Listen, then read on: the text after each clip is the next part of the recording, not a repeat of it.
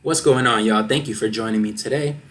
We really need to talk about this presidential debate because, to be honest, I thought it was going to be good. I'm just kidding, yo. I knew it was going to be trash, but I thought that, we were going to get some funny moments out of it, and it was more embarrassing than anything. In a time like this, you would think that we would be looking for a strong leader, somebody who would give us words of encouragement, maybe talk about a strong military, economy, making America relevant on the world stage. And we pretty much got none of that.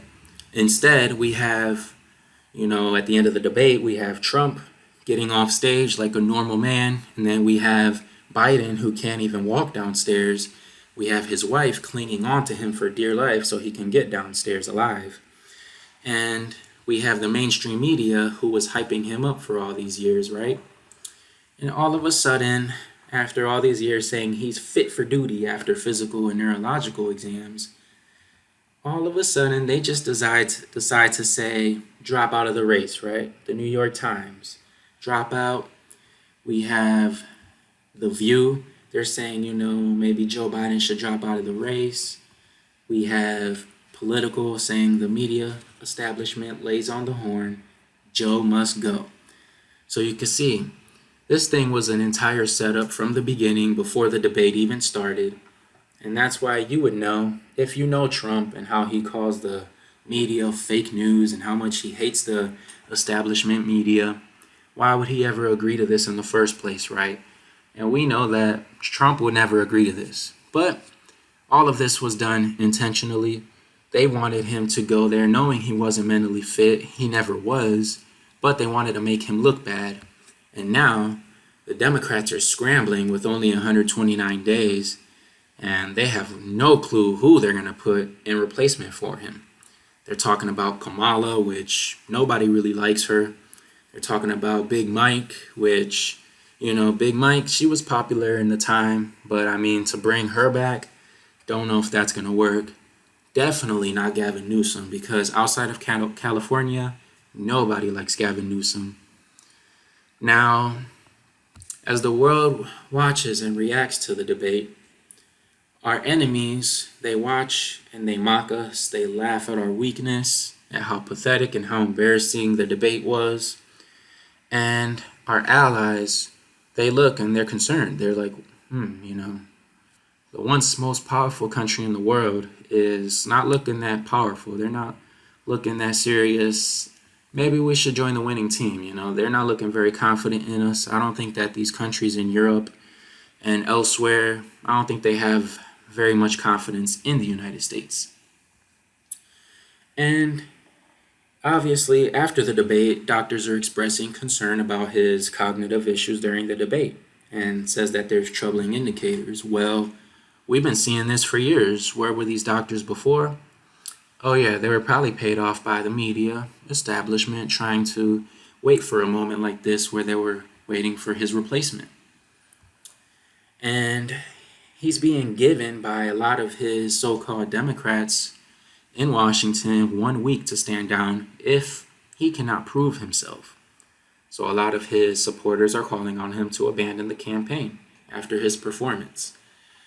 So after a lot of the things he said during the debate that made zero sense, people are like, look, we need another option. But they needed that a long time ago. We have to understand a lot of people voted for Biden not because they liked him or even supported him. They voted for him out of hatred for Trump.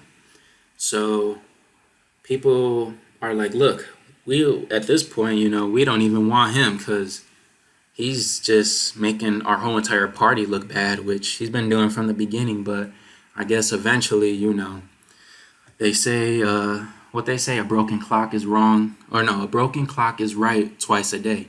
So I'm guessing eventually these people are starting to see reality and they're like, wow, this guy's making us look bad. He's been doing that for 4 years, guys. So I'm glad that you guys are starting to see that.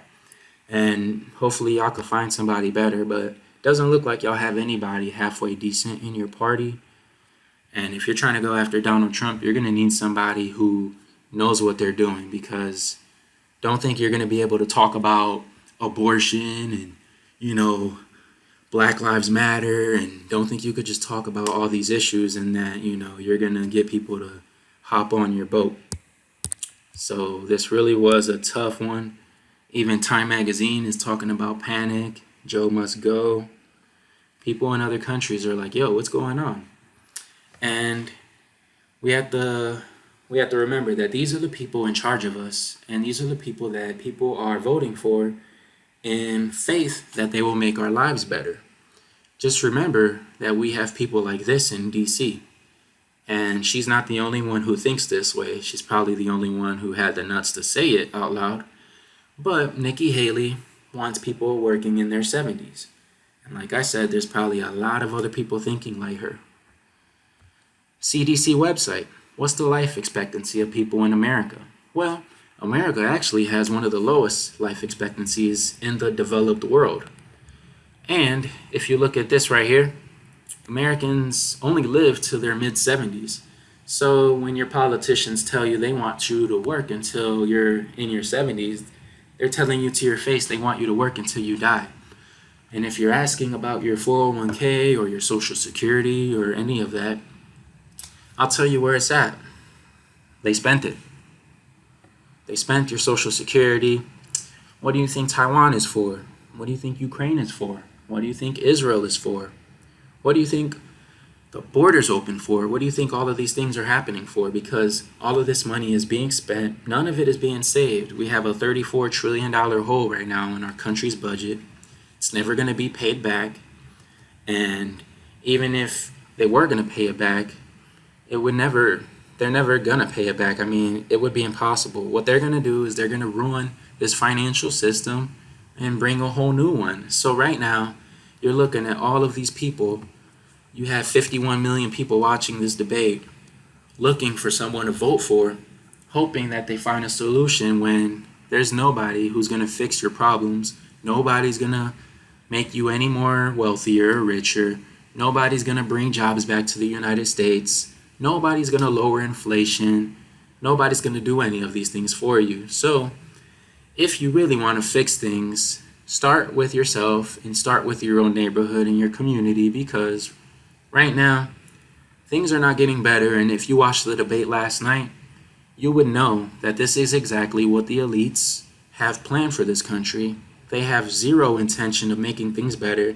That's why they have people of this age running for president. They don't have anybody that's young and competent enough to even address the issues that Americans are concerned about. So, I'll see y'all in the next video. Peace out.